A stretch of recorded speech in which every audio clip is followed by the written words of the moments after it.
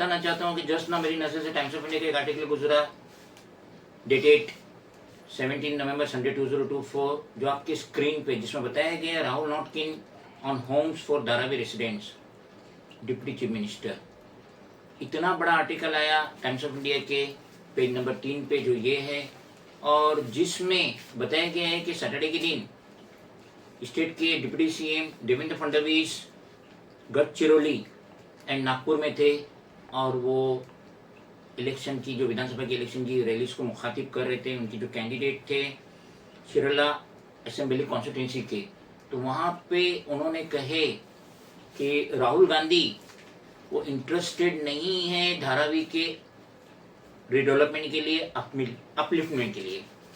वो ये कह रहे हैं कि जो ये टेंडर दिया गया है वो प्रॉपर प्रोसेस से हुआ है और पूरे क्लियरिटी से हुआ है, उसमें कोई गोलमाल नहीं है। वो ये भी कह रहे हैं कि एक्चुअली ये जो प्रोजेक्ट दिया गया है वो अदानी को नहीं दिया गया, उसकी कंपनी को नहीं दिया गया है, बल्कि डीआरपी को दिया गया, जिसमें महाराष्ट्र स्टेट की भी हिस्सेदारी है।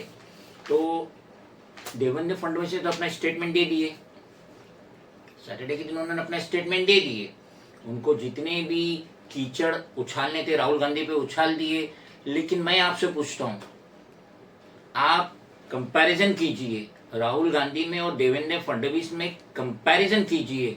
जैसा देवेंद्र फडणवीस कहता है कि राहुल गांधी नहीं चाहते कि धारावी का रिडेवलपमेंट होए और वहाँ के रहने वालों को एक अच्छी जगह मिले, रिहाइश मिले, ये देवेंद्र फडणवीस कह रहा है। और आप क्या समझते कि राहुल गांधी ऐसा गंदा काम कर सकता है कि अगर धारावी का रिडेवलपमेंट हो रहा है और वहाँ के लोगों का अगर बेनिफिट हो रहा है, उनको एक अच्छी रिहाइश मिल रही है in the name of redevelopment, तो राहुल गांधी को कुछ तकलीफ होंगी। लेकिन जहाँ तक हमारा भी नज़रिया है, जैसे कि हम भी इस पे तीखी नज़र रख रहे हैं, तो ये जो महायुति की जो गवर्नमेंट है, उन्हें खुले तौर पे गौतम अदानी पे अपनी जान निछावर कर दी है।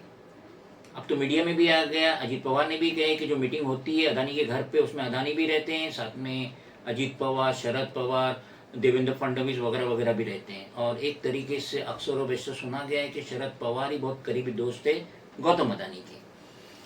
तो धारावी का रिडेवलपमेंट है, बहुत अच्छी बात है, मगर धारावी के रिडेवलपमेंट की आड़ में गौतम अदानी का पूरे मुंबई में कब्जा हो, दबदबा हो, ये सही बात नहीं है।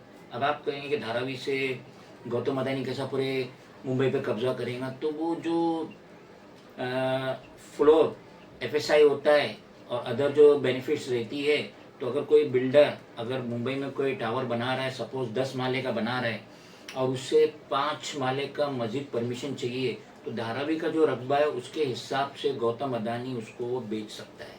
तो इस तरीके से क्राउनलेस प्रिंस बन जाएगा गौतम अदानी, पूरी मुंबई के बिल्डरों का बादशाह बन जाएगा। जिसको भी डेवलप करना है, अभी वो 20 माले का टावर बना रहा है, उस देख रहा है कि पुराने टेनेंट को भी देना है रिएप की शक्ल में, तो उसको प्रॉपर जम रहा नहीं है, तो अगर वो सोचता है कि 5-10 माला ज़्यादा खड़ा करे, तो उसको लेना पड़ेगा गौतम अदानी से, क्योंकि उसके पास इतना स्पेस पड़ा हुआ है। उस जगह के अवज में वो जहाँ पे भी टावर बना रहा, उसका वो फ़ायदा ले सकता है। तो अगर राहुल गांधी या उद्धव बाला साहब ठाकरे या महाविकास अघाड़ी आवाज़ बुलंद कर रही है गौतम अदानी के खिलाफ in respect of development of Dharavi, तो कोई गलत नहीं है। और ये हुकूमत, महाविकास अघाड़ी की हुकूमत को इसीलिए गिराया गया कि महायुति बने और जितने भी डॉक्यूमेंट्स है उस पर साइन हो जाए। और जैसा कि सोशल मीडिया के तहत ही मालूम पड़ा है कि एकनाथ शिंदे स्टेट के सीएम कहते हैं कि मैं दिन में 10-10 हज़ार फाइल को साइन करता हूँ।